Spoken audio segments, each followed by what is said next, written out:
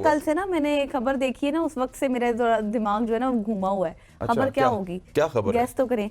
कोई चले मैं थोड़ा सा स्टार्ट करती हूँ तो कोई फिर गमी आप की आगे खबर से। होगी। मैं आपको the federal government has increased, ओहो, आगे कोई सैलरी तो नहीं इंक्रीज कर सैलरीज इंक्रीज कर दी हैं फेडरल गवर्नमेंट ने। और आपको पता है कि कितना ज्यादा उसमें जो है वो हाइक क्रिएट की गई है, कितनी %?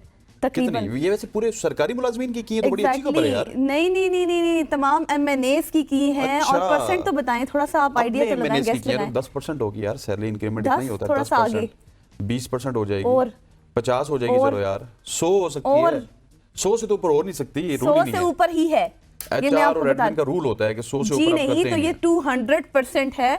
अब आपको लगा कि परेशानी वाली बात है ना, खबर है ना परेशानी वाली जी। तो मैंने भी कल से यही पढ़ा था और कल से ही मैं भी परेशान हूँ, क्योंकि 200% जो है ये इंक्रीज कर दी जाएंगी अब सैलरीज तमाम MNAs की।